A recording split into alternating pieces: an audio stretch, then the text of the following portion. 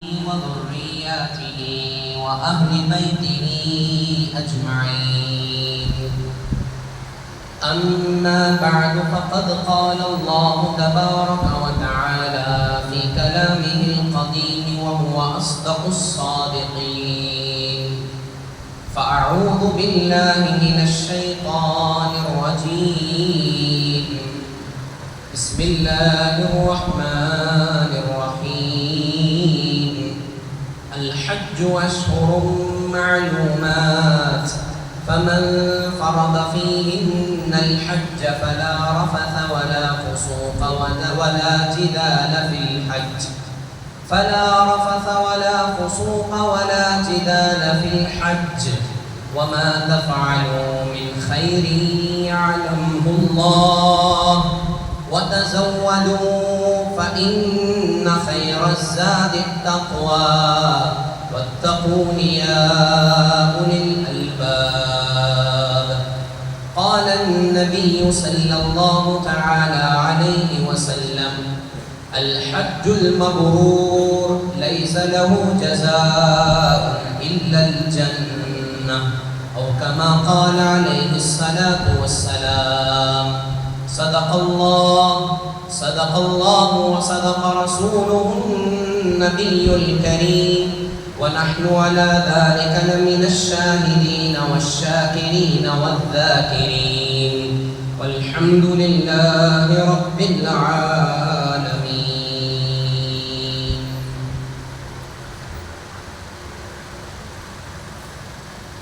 رضيت بالله ربا وبالإسلام دينا وبمحمد صلى الله عليه وسلم نبيا ورسولا. محمد ذكره روح لأنفسنا، محمد شكره فرض على الأمم. مولاي صل وسلم دائما أبدا على حبيبك خير الخلق كلهم. ہوتے کہاں خلیل و بنا کعبہ و بنا، ہوتے کہاں خلیل و بنا کعبہ و منا، لولاک والے صاحبی سب تیرے گھر کی ہے، لولاک والے صاحبی سب تیرے گھر کی ہے.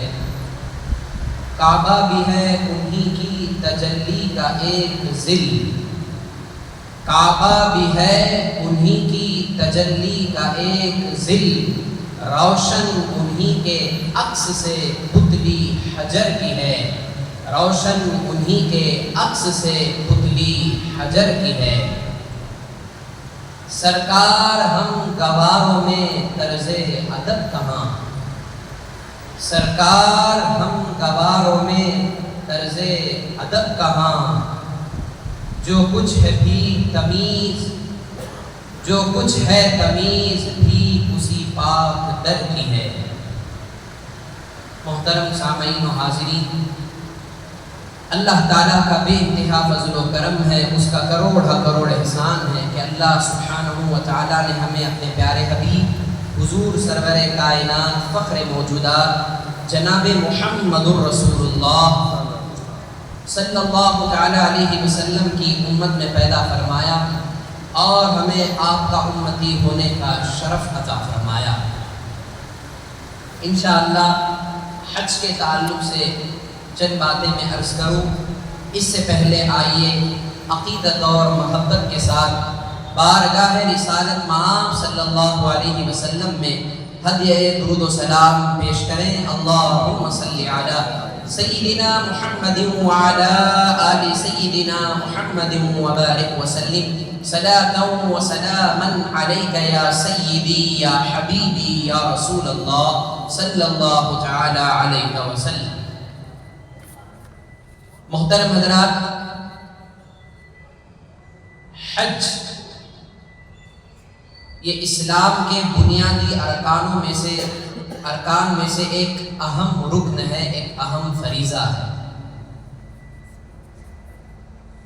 نماز، زکوٰۃ، روزہ اور حج، یہ چاروں ارکان، ان کا تعلق اعمال سے ہے. ایک کا تعلق عقیدے سے ہے، ایمان سے ہے، ماننے سے ہے، وہ ہے ایمان.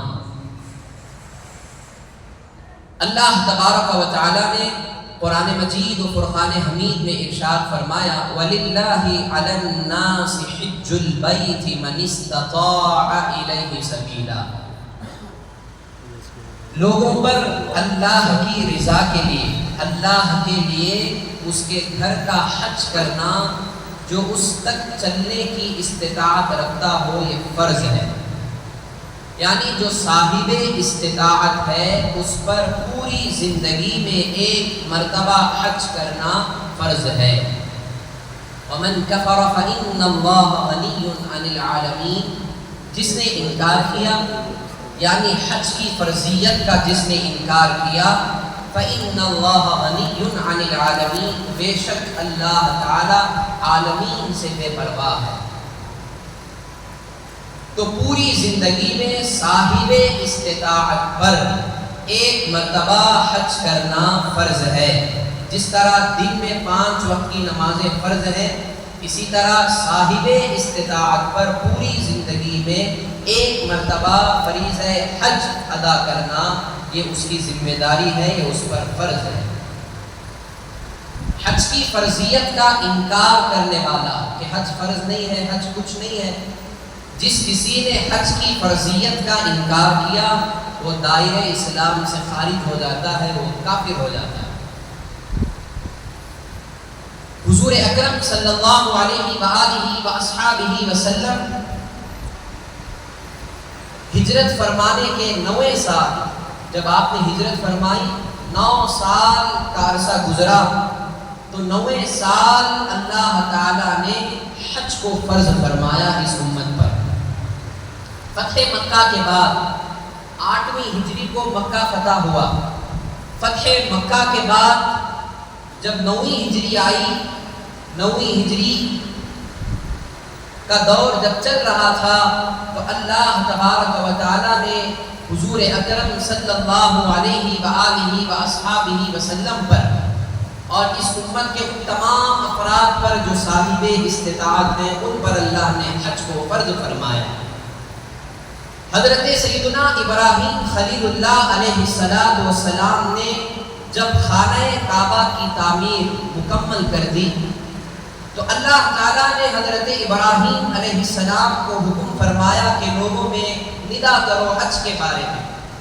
جیسے سورہ حج میں اللہ تعالیٰ نے ارشاد فرمایا وَأَذِّنْ فِي النَّاسِ بِالْحَجِّ يَأْتُوكَ رِجَالًا، کہ حضرت ابراہیم علیہ السلام جب خانہ کعبہ کی تعمیر مکمل کر لیے، اللہ کے حکم سے آپ جبل ابی قبیس پر چڑھے۔ ابو قبیس ایک پہاڑ ہے جو خانہ کعبہ کے بالکل قریب واقع ہے، حرم شریف کی باؤنڈری کے اندر ہی یہ پہاڑ ہے۔ اس پہاڑ پر کھڑے ہو کر حضرت سیدنا ابراہیم خلیل اللہ علیہ السلام نے لوگوں میں ندا دی۔ ندا دینے سے پہلے اللہ کا حکم ہوا کہ اے ابراہیم تم لوگوں میں حج کا اعلان کر دو۔ حضرت ابراہیم خلیل اللہ علیہ السلام نے اللہ کی بارگاہ میں عرض کی پروردگارا میں اعلان کروں، لوگ تو میرے قریب نہیں ہیں، میری آواز سب تک کیسے پہنچے گی؟ تو اللہ تعالیٰ نے حضرت ابراہیم سے فرمایا اے ابراہیم آواز دینا تمہارا کام ہے، آواز کو پہنچانا ہمارا کام ہے۔ تو حضرت ابراہیم علیہ السلام نے جب حج کا اعلان فرمایا، لوگوں میں ندا دی کہ خانہ کعبہ کا حج کرو، تو روایتوں میں آیا کہ حضرت ابراہیم علیہ السلام کی اس ندا کو دنیا کے تمام افراد نے سنا، یہاں تک کہ جو لوگ اپنی ماں کے پیٹوں میں تھے یا باپ کی پشتوں میں تھے، یہاں تک کہ جن کی ارواحیں ابھی عالم ارواح ہی میں تھی، ساری اللہ کی مخلوق جو انسان ہیں جو جہاں کہیں بھی ہیں، چاہے وہ عالم ارواح میں ہو یا عالم شہادت میں ہو یا ماں کی پیٹوں میں ہو یا باپ کے پشتوں میں ہو، سبھی نے حضرت ابراہیم علیہ السلام کی اس آواز کو سنا، اور جس نے ان کی آواز پر لبیک کہا وہی حج کے فرائض انجام دیتے ہیں۔ تو محترم حضرات، اس طرح حج فرض ہوا۔ حضور اکرم صلی اللہ علیہ وسلم نے 9ویں ہجری میں حج کا اعلان فرمایا اور خود آقا علیہ السلام نے حج کا فریضہ انجام دیا 9ویں ہجری۔ محترم حضرات، جب یہ بات معلوم ہوئی تو پوری زندگی میں ایک مرتبہ خانہ کعبہ کا حج کرنا یہ ہر صاحب استطاعت پر فرض ہے۔ یہ بات ذہن نشین رکھیں، صاحب استطاعت کون ہے؟ حضور اکرم صلی اللہ علیہ وسلم کی بارگاہ میں جب یہ سوال کیا گیا تو حضور اکرم صلی اللہ علیہ وسلم نے ارشاد فرمایا، جو ذات راہ اور سواری پر جو قادر ہو وہ صاحب استطاعت ہے۔ یہ ایک مختصر اور مدلل جواب آقا علیہ السلام نے عنایت فرمایا، یعنی جو ذات راہ، یعنی جو گھر سے نکلنے سے لے کر وہاں پہنچنے تک اور وہاں سے لے کر واپس گھر پہنچنے تک جو اپنے ذات راہ پر قادر ہو اور اپنے گھر والوں کے اخراجات پر قادر ہو، یہ ہے صاحب استطاعت۔ اور ساتھ ہی ساتھ اس پر سواری کا بھی انتظام ہو، یعنی خود ایسی صحت رکھتا ہو کہ وہ خود حج کر سکے اور سواریوں کا بھی انتظام ہو، صحت بھی ساتھ دیتی ہو۔ یہ تمام چیزیں جس انسان کے اندر پائی جائیں اسے صاحب استطاعت کہتے ہیں۔ یہاں ایک مسئلہ یاد رکھ لیں، میرے ذہن میں ابھی آیا کہ صاحب استطاعت جیسے ہی آپ ہوئے فوراً آپ پر حج فرض ہو گیا۔ اگر کسی نے استطاعت کے باوجود حج ادا کرنے میں تاخیر کی، جتنی اس نے تاخیر کی وہ گناہ کبیرہ کا مرتکب ہے، یعنی اس کے نامہ اعمال میں گناہ کبیرہ لکھا جاتا رہے گا۔ صاحب استطاعت ہوتے ہی فوراً حج فرض ہو جاتا ہے۔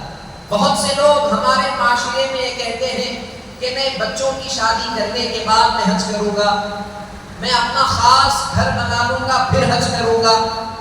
ایسے عذر لوگ پیش کرتے ہیں کہ میں 40 سال کا ہو جاؤں تب حج کروں گا، میرے بچے جب بڑے ہو جائیں تو ان کے ساتھ حج کروں گا۔ یاد رکھیں، ایسا عذر یہ شرعی عذر نہیں ہوتا، یہ تمام بہانے ہوتے ہیں۔ جیسے ہی آپ پر حج فرض ہو آپ پر یہ لازم ہے کہ آپ فوراً حج ادا کریں۔ اس میں اگر کسی نے تاخیر کی تو وہ گناہ کبیرہ کا مرتکب ہے۔ جب تک وہ حج ادا نہیں کرے گا نامہ اعمال میں گناہ کبیرہ لکھے جاتے رہیں گے۔ تو شادی کرنا اپنے بچوں کی اس میں اخراجات یقیناً یہ اپنے آپ کی ذمہ داری ہے، لیکن یہ حج کے لیے مانع نہیں ہے، یعنی یہ حج کے لیے ایک عذر نہیں بن سکتا۔ تو لہذا جیسے ہی آپ صاحب استطاعت ہو گئے آپ پر حج فرض ہو جاتا ہے۔ اسی طرح صاحب استطاعت آج کل کے ہمارے اس معاشرے میں یہ دیکھا جاتا ہے کہ بہت سے لوگ اپنی عورتوں کو بغیر محرم کے حج کے لیے روانہ کر دیتے ہیں۔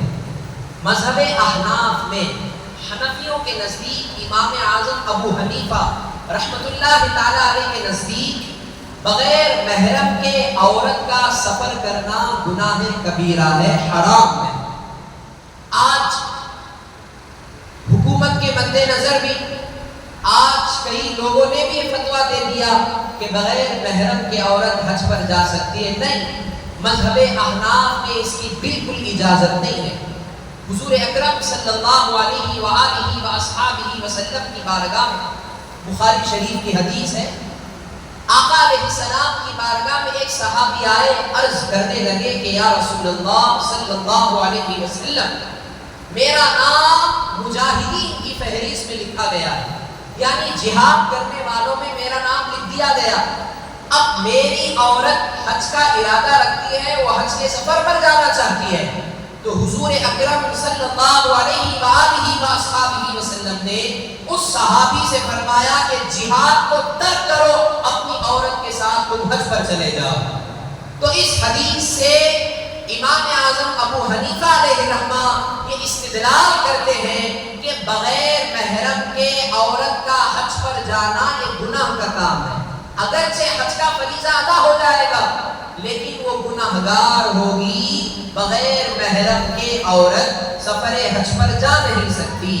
اسی طرح مذہب احناف میں عورت بغیر محرم کے 3 دن سے زیادہ کا سفر طے نہیں کر سکتی، تو لہذا عورت کے سفر کے لیے اس کے ساتھ اس کا محرم کا ہونا نہایت ضروری ہے۔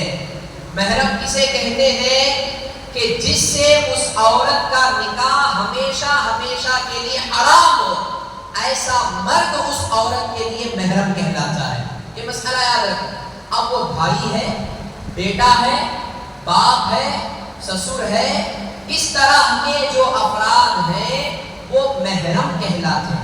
عورت کے لیے داماد بھی محرم بنتا ہے، بیٹا بھی محرم ہے، بھائی بھی محرم ہے، باپ بھی محرم ہے، سسر بھی محرم ہے۔ اس کے ساتھ عورت حج کا سفر اختیار کر سکتی ہے۔ اس کے علاوہ چاہے دیور ہو، چاہے آپ کے بہنوئی ہو، یعنی عورتوں کا بہنوئی ہے یا دیور ہے، ان کے ساتھ سفر حج عورت نہیں کر سکتی، کیونکہ ان کا نکاح ان سے ہو سکتا ہے، ہمیشہ حرام نہیں۔ تو لہذا بہنوئی اور دیور یہ دونوں محرم نہیں ہو سکتے۔ اس کے علاوہ میں نے آپ حضرات کو سنایا کہ باپ، شوہر، سسر، بیٹا، اسی طرح بھائی، یہ سب کے سب محرم ہیں، عورت ان کے ساتھ حج پر جا سکتی ہے۔ تو آقا علیہ السلام نے منع فرمایا کہ عورت بغیر محرم کے حج نہیں کر سکتی، سفر حج طے نہیں کر سکتی، تو لہذا گناہگار ہوگی۔ مذہب احناف میں اگر کسی عورت نے بغیر محرم کے حج کر لیا، اگر سفر حج پر وہ چلی گئی، حج تو ادا ہو جائے گا، حج کی فرضیت تو مکمل ہو جائے گی، لیکن اس کے قدم پر اسے گناہ ملے گا، قدم پر وہ گناہگار ہوگی، کیونکہ اس نے شریعت کے خلاف عمل کیا۔ تو لہذا یہ مسئلہ بھی ذہن نشین ہونا چاہیے۔ جب یہ بات معلوم ہوئی تو حج پوری زندگی میں ایک مرتبہ فرض ہے۔ حضور اکرم صلی اللہ علیہ وآلہ وآصحابہ وسلم ایک موقع پر خطبہ ارشاد فرما رہے تھے۔ حضرت سیدنا ابو ہریرہ رضی اللہ تعالی عنہ اس کو روایت فرماتے ہیں کہ حضور اکرم صلی اللہ علیہ وسلم نے لوگوں کو خطبہ ارشاد فرماتے ہوئے ارشاد فرمایا، اے لوگو حج کرو، تم پر حج فرض ہے۔ صحابہ اکرام کے درمیان آقا علیہ السلام نے یہ اعلان فرمایا تو ایک صحابی کھڑے ہوئے، انہوں نے عرض کیا کہ یا رسول اللہ کیا ہر سال حج فرض ہے؟ اس طرح اس صحابی نے 3 مرتبہ سوال کیا کہ یا رسول اللہ کیا ہر سال حج فرض ہے؟ آقا علیہ السلام خاموش ہو گئے، یعنی آقا علیہ السلام نے سکوت فرمایا، آپ نے جواب ارشاد نہیں فرمایا۔ اس صحابی نے 3 مرتبہ یہی سوال کیا کہ یا رسول اللہ کیا ہر سال حج فرض ہے؟ تو آقا علیہ السلام نے سکوت اختیار فرمایا۔ جب 3 مرتبہ سے زائد اس صحابی نے سوال فرمایا تو آقا علیہ السلام نے اس کا جواب ارشاد فرمایا کہ نہیں، اگر میں ہاں کہہ دیتا، یعنی اس صحابی کے سوال پر اگر میں ہاں کہہ دیتا تو ہر سال حج فرض ہو جاتا، اور آنے والے لوگوں کے لیے، مسلمانوں کے لیے یہ بڑے تکلیف دہ بات ہوتی کہ ہر سال حج کرے۔ یہ مسلمان اس کی استطاعت نہیں رکھتے، مومن افراد اس کی طاقت نہیں رکھتے۔ تو آقا علیہ السلام نے فرمایا کہ اگر میں ہاں کہہ دیتا تو حج ہر سال فرض ہو جاتا۔ تو آقا علیہ السلام نے فرمایا نہیں، پوری زندگی میں ایک مرتبہ صاحب استطاعت پر حج فرض ہے، حج ضروری ہے۔ اور حضور اکرم صلی اللہ علیہ وسلم نے اس موقع پر یہ بھی ارشاد فرمایا کہ یہود و نصارہ اسی طرح کے سوالات اپنے انبیاء سے کر کر کے وہ لوگ بستیوں میں چلے گئے، ہلاک ہو گئے۔ یعنی جو بات بیان کر دی جائے اس پر عمل کرنا یہ ہماری ذمہ داری ہے، اس پر چو چرا کرنا کہ یہ کیسا، وہ کیسا، اس طرح کے سوالات کر کے اپنے اوپر اور زیادہ مصیبتیں ڈال لینا یہ عقل مندی کی بات نہیں ہے۔ جیسا کہ بنی اسرائیل کے لوگوں نے گائے کے معاملے میں انہوں نے موسیٰ علیہ السلام سے سوال پر سوال کرتے گئے تو ان کے لیے وہ احکام اور زیادہ سخت ہوتے چلے گئے. لیکن یاد رکھیں شریعت میں جو مسئلہ بیان کر دیا جائے، جو حلال و حرام بیان کر دیا جائے، ہماری ذمہ داری یہ ہے کہ اس پر ہم عمل کر لیں. حضرت ایسا کیسا، وہ کہیں کو حلال یہ کہیں کو حرام، اس طرح کے سوالات کرنے کی اجازت عوام کو نہیں ہے، نہیں بھی کرنا چاہیے. کیونکہ شریعت نے جب ڈکلیئر کر دیا، شریعت نے جب حکم لگا دیا کہ فلاں چیز حرام ہے فلاں چیز حلال ہے، تو ہر انسان کو چاہیے کہ وہاں اپنی عقل کو دخل نہ دے، بلکہ اس حکم پر آنکھ بند کر کے عمل کرتا چلا جائے. یہی ہماری ذمہ داری ہے کہ حلال و حرام کے درمیان سوال و جواب کرنا یہ ہماری ذمہ داری نہیں ہے، یہ ہماری بے وقوفی ہے. تو لہذا آقا علیہ السلام نے بیان فرمایا کہ بنی اسرائیل کے یہود و نصارہ کے اکثر افراد انہی سوالات کی بنا پر وہ بہت نیچے چلے گئے، یعنی وہ ہلاک ہو گئے. تو لہذا ایسے سوالات سے ہر ایک کو بچنا چاہیے. تو حضور اکرم صلی اللہ علیہ وآلہ وسلم نے فرمایا کہ اگر میں ہاں کہہ دیتا تو ہر سال حج فرض ہو جاتا. تو اس سے کیا معلوم ہوا کہ اللہ تعالیٰ نے ہمارے نبی جناب محمد رسول اللہ صلی اللہ علیہ وآلہ وسلم کو احکام شریعت میں مکمل اختیار عطا فرما دیا. یعنی حضور کے ہاں میں اور نام شریعت ہے. حضور اگر ہاں کہہ دیں تو اس ہاں میں ہمارے لیے نجات ہے، حضور اگر نہ کہہ دیں تو اس نام میں بھی ہمارے لیے نجات ہے. تو حضور کا ہاں کہنا بھی شریعت ہے، حضور کا اجازت دینا بھی شریعت ہے، حضور کا منع کرنا بھی شریعت ہے. کہ اللہ تعالیٰ نے حضور اکرم صلی اللہ علیہ وسلم کو احکام شریعت کا مکمل اختیار عطا فرما دیا. تو لہذا حلال و حرام یہ جو شریعت میں آقا علیہ السلام نے اللہ کے عطا کردہ اختیار سے حضور نے یہ احکام شریعت ہم کو عطا فرمائے. تو لہذا پوری زندگی میں ایک مرتبہ صاحب استطاعت پر حج فرض ہے. اور حضور اکرم صلی اللہ علیہ وآلہ وسلم ارشاد فرماتے ہیں احادیث بینات میں کہ جس نے حج کیا اور فحش کلامی نہ کی، جیسا کہ میں نے قرآن کی آیت پڑھی سورہ بقرہ میں اللہ نے فرمایا الحج اشہر معلومات، کہ حج مقررہ مہینوں میں ہے. حج کے مہینے کون سے ہیں؟ شوال کا مہینہ، ذی قعدہ کا مہینہ اور ذی الحجہ کا مہینہ. یاد رکھیں شوال کے مہینے ہی سے حج کے ایام شروع ہوتے، یعنی حج کا احرام باندھنے کی اس میں اجازت ہے. لیکن حج کے جو مخصوص ایام ہیں وہ حج کے 5 دن ہیں جو ذی الحجہ کے مہینے میں ہوتے ہیں. ورنہ حج کے مہینے جسے کہے جاتے ہیں وہ ہے شوال کا مہینہ، ذی قعدہ کا مہینہ، ذی الحجہ کا مہینہ. ذی الحجہ کے پہلے 10 دن. اب یہ کیسے یاد رکھ لیں، یہ مہینے اس لیے مقرر ہوئے کہ کوئی شخص شوال کے مہینے میں صاحب استطاعت ہو گیا تو اس پر حج فرض ہے.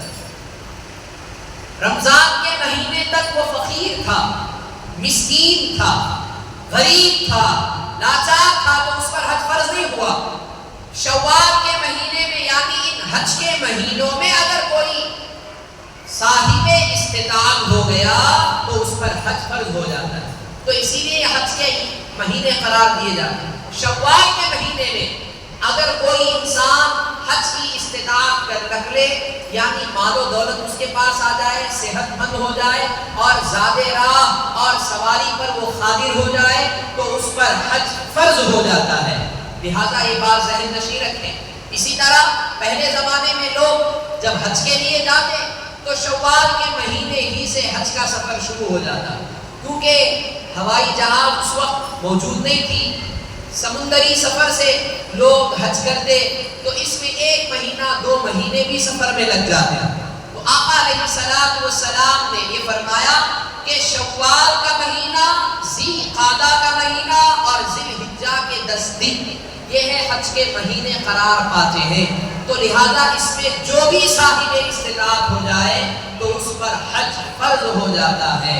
یہ بات بھی ذہن نشین رکھیں حضرات، یہ ضروری مسائل ہیں، یہ کوئی چیخ مارنے کی یا روب جمانے کی تقریر نہیں، یہ تمام چیزیں سیکھنا ہم پر لازم ہے۔ اگر ہم نے یہ چیزیں نہ سیکھی نہ سمجھی تو ہم نے اسلام کو نہیں سمجھا، ہم نے ضروری مسائل کو نہیں جانا۔ صرف واقعات بیان کرنا، کرامتیں بولنا، فضائل بولنا یہی باز و نصیحت نہیں ہے۔ سب سے پہلے ہماری ذمہ داری ہے کہ شریعت کے ضروری احکام ہم جانیں، شریعت کے ضروری مسائل ہم سیکھیں تاکہ اس پر صحیح طریقے سے عمل ہو جائے، تاکہ مذہب اسلام صحیح طریقے سے ہمیں سمجھ میں آ جائے، تبھی ہم احکام شریعت پر عمل کر سکتے ہیں۔ کرامتیں سننا یقیناً یہ بہت اچھی بات ہے، فضیلتیں سننا یہ بھی بہت اچھی بات ہے، لیکن احکام شریعت کو جاننا یہ اس سے بھی زیادہ ضروری ہے۔ تو لہذا حضور اکرم صلی اللہ علیہ وسلم نے فرمایا کہ حج کے یہ مہینے، الحج اشہر معلومات، کہ حج مقررہ مہینوں میں ہے۔ فمن فرض فیہن الحج فلا رفث ولا فسوق ولا جدال فی الحج۔ اب دیکھیں جو بھی احباب حج پر جا رہے ہیں ان کے لیے بالخصوص 3 کاموں سے روکا گیا، منع کیا گیا۔ کیا ہے؟ فمن فرض فیہن الحج، تو جس کسی نے بھی یعنی جس پر بھی حج فرض ہو گیا، جس نے بھی حج کا ارادہ کر لیا، حج کا احرام باندھ لیا، اس کے لیے 3 کام حرام ہو جاتے، ناجائز۔ کیا؟ فلا رفث ولا فسوق ولا جدال، کہ اپنی زبان سے گندی گفتگو نہ کرے، چاہے وہ اپنی بیوی ہی سے کیوں نہ ہو، کہ بیوی سے فحش کلامی کرنا یا ہم بستری کی باتیں کرنا یا ہم بستری کرنا، یہ سب کے سب حرام ہو جاتے ہیں حج کرنے والے پر۔ جیسے ہی اس نے حج کا احرام باندھ لیا اس پر بیوی حرام ہو جاتی ہے، بیوی سے ہم بستری کی باتیں کرنا بھی حرام ہے، اپنی زبان سے گندی باتیں نکالنا بھی حرام ہے۔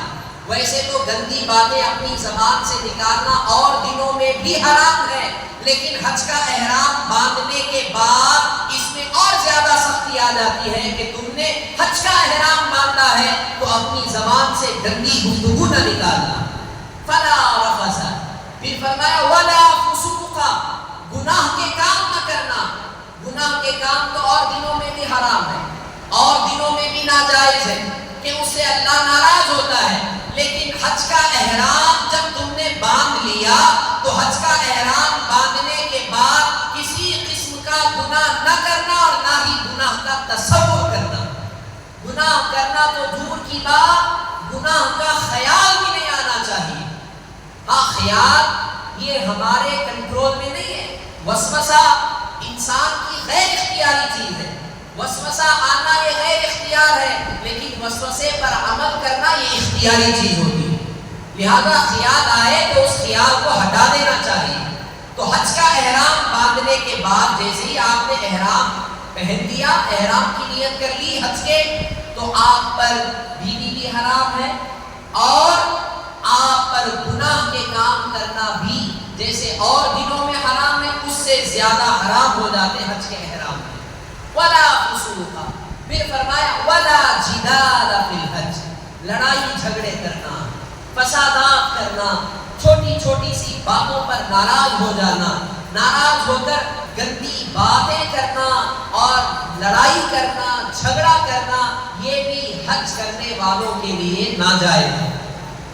اب دیکھیں کہ قرآن یہ کہہ رہا ہے اس زمانے میں جو حج ہوتا تھا اس میں کئی تکالیف تھی، آج کئی سہولتیں برپا ہیں، لیکن اس کے باوجود بھی حج کرنا بڑا دشوار ہے ہی۔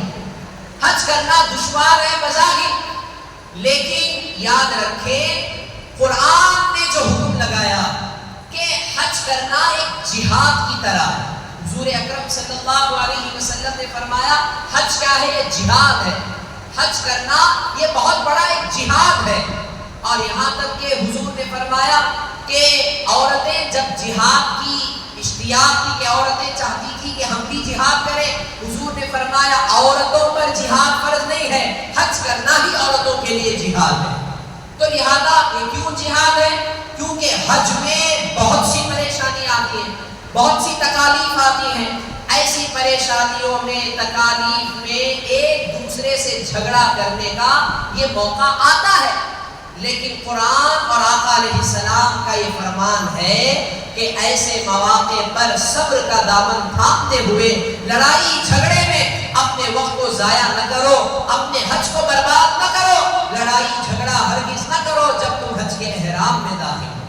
تو لہذا اور دنوں میں بھی لڑائی جھگڑا نہیں کرنا چاہیے، لیکن احرام جب آپ نے حج کا باندھ لیا تو احرام باندھنے کے بعد آپ کی اور بڑی ذمہ داری بن جاتی ہے کہ لڑائی جھگڑے فسادات سے اپنے آپ کو بچائیں۔ 3 چیزوں سے روکا گیا۔ ایک، عورت حرام ہو جاتی ہے، یعنی عورت سے ہم بستری کرنا اور ہم بستری کی باتیں کرنا یہ بھی حرام ہے، گناہ کے کام کرنا یہ بھی حرام ہے، اسی طرح لڑائی جھگڑے کرنا یہ بھی حرام ہے، ناجائز ہے۔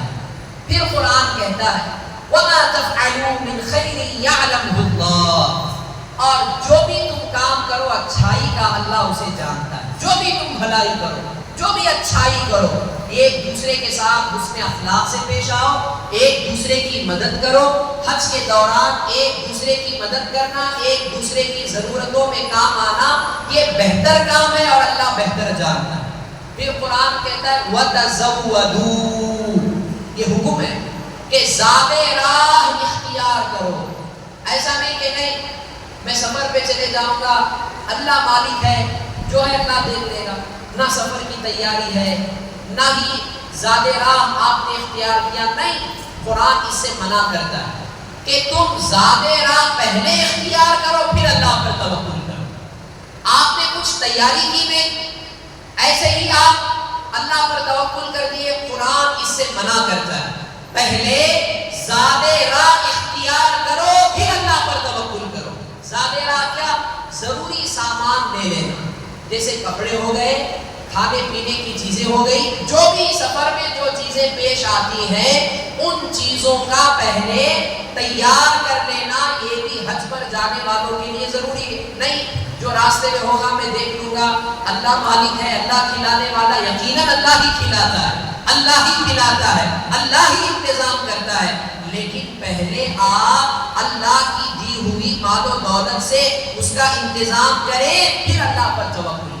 وَتَزَوَّدُوا، زاد راہ کو تیار کر لو، زاد راہ اختیار کرو۔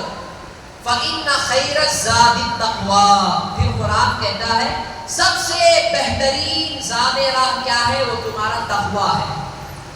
ایک یہ ہے کہ دنیا کی ضرورتیں بھی، دنیا کے ضروری سامان بھی اختیار کرو اور ساتھ ہی ساتھ تقوی میں بھی اضافہ کرو، یعنی گالی گلوچ سے محفوظ رہنا، اپنے آنکھوں کی حفاظت کرنا اور پوری امانت داری کے ساتھ اللہ کے حقوق ادا کرنا، یعنی اپنے آپ کو متقی بنا لو، کیونکہ زاد راہ میں کھانا بھی ہے، پینا بھی ہے، آرام بھی ہے، پھر ساتھ ہی ساتھ کپڑے بھی ہیں، یہ سب اپنی جگہ ہیں، ان کو بھی اختیار کرو، لیکن بہترین زاد راہ کیا ہے کہ تم تقویٰ اختیار کرو۔ فَإِنَّ خَيْرَ الزَّادِ التَّقْوَىٰ، تو لہذا حج پر جانے والوں کے لیے یہ نہایت ضروری ہے کہ جہاں وہ اپنے سفر کا انتظام کرتے ہیں، سفر کی تیاری کرتے ہیں، یقیناً وہ ظاہری تیاری ہے کہ احرام رکھ لیے، کپڑے رکھ لیے، سفر کے ضروری سامان رکھ لیے، اس کا بھی حکم قرآن دیتا ہے، اور ساتھ ہی ساتھ اس کا بھی حکم دیتا ہے کہ ان تمام سفر کو اختیار کرنے کے بعد تمہیں چاہیے کہ تم اپنے لیے تقویٰ اختیار کرو، یہ تمہارے لیے بہترین زاد راہ ہے۔ ایک حدیث مبارکہ مجھے یاد آئی کہ حضور اکرم صلی اللہ علیہ وسلم کے زمانے میں، ایک آخری حدیث عرض کرتا ہوں کہ حضور اکرم صلی اللہ علیہ وسلم کی بارگاہ میں ایک حسین و جمیل عورت آئی، عرض کرنے لگی، اس حدیث سے کئی مسئلے معلوم ہوتے ہیں، سنیں۔ حضور سے عرض کرنے لگی، یا رسول اللہ صلی اللہ علیہ وسلم، میرا باپ بوڑھا ہو گیا ہے، کمزور ہو گیا، پہلے صاحب استطاعت نہیں تھے، وہ بوڑھے ہو گئے ہیں، اب وہ صاحب استطاعت ہو گئے، یعنی اب وہ مال والے ہو گئے، لیکن ان کی صحت ساتھ نہیں دیتی یا رسول اللہ کہ وہ حج کر سکے، ہے تو مال والے، اب وہ حج کرنے پر قادر نہیں ہے، یعنی صحت ان کی ساتھ نہیں دیتی۔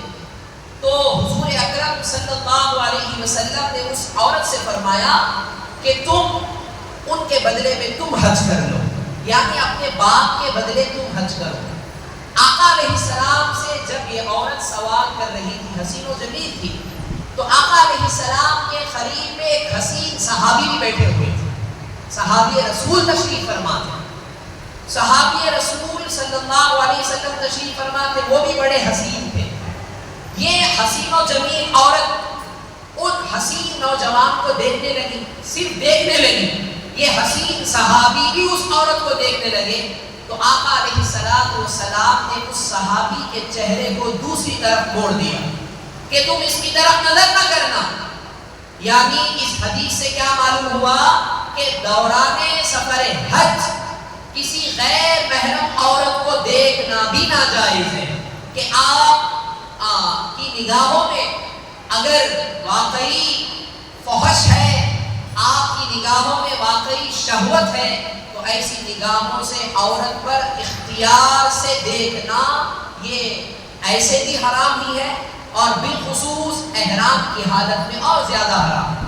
اور اس سے یہ بھی معلوم ہوا کہ اگر کوئی بوڑھا ہو جائے، وہ سفر حج پر جانے کے قابل نہیں، ایسا بیمار ہے کہ وہ چل نہیں سکتا، حج کے ارکان صحیح سے ادا نہیں کر سکتا، تو اسے چاہیے کہ وہ اپنی زندگی ہی میں اپنا حج فرض کسی سے حج بدل کروائے، کسی سے حج بدل کروائے۔ وہ عورت سے بھی کرا سکتا ہے، مرد سے بھی کرا سکتا ہے۔ عورت سے کرانے میں شرط یہ ہے کہ اس کے ساتھ محرم ہو، مرد کے ساتھ بھی وہ حج بدل کرا سکتا ہے اپنا۔ تو لہذا یہ باتیں یاد رکھیں کہ جن پر حج فرض ہوا لیکن اب ان کی صحت ساتھ نہیں دیتی ہے، تو اب ان پر یہ ضروری ہے کہ وہ اپنا حج بدل کروا لیں، یہ بھی بات یاد رکھیں۔ اور وہ عورت جو ہے مالدار لیکن اس کا کوئی محرم نہیں ہے، ایک سوال پیدا ہوتا ہے، دیکھو بھی مالدار ہے، کروڑ پتی ہے، ارب پتی ہے، لیکن اس عورت کا کوئی محرم نہیں، کیا نہیں ہے؟ محرم نہیں ہے جو اس کے ساتھ حج پر جا سکے، تو ایسی صورت میں فقہ حنفی میں یہ مسئلہ یاد رکھیں کہ اس عورت پر حج فرض ہی نہیں ہوا، کیونکہ وہ استطاعت ہی نہیں رکھتی، کیونکہ اس کے سفر کے لیے محرم ہونا ضروری ہے، تو زاد راہ وہ پایا نہیں گیا اس سے، تو صاحب استطاعت ہونے کے لیے زاد راہ بھی ہونا ضروری ہے، اور اسی طرح سواری ہونا بھی ضروری ہے۔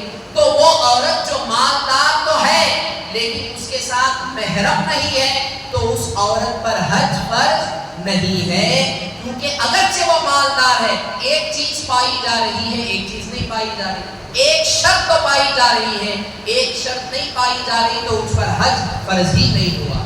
تو لہٰذا یہ ہے احناف کا مسلک، اس مسئلے کو یاد رکھ لیں۔ آج بڑا یہ شور چلا ہے کہ نہیں، عورت مالدار ہے، بغیر محرم کے عورت حج میں جا سکتی ہے، سعودی حکومت نے بھی اس کی اجازت دے دی، بہت سے علماء نے اس کی اجازت دے دی۔ نہیں، احناف میں حنفی امام اعظم کو جب آپ فالو کر رہے ہیں تو فقہ حنفی کے مطابق بغیر محرم کے عورت سفر پر جا نہیں سکتی، سفر حج پر جا نہیں سکتی، اگر چلی گئی تو وہ گناہ گار ہوگی۔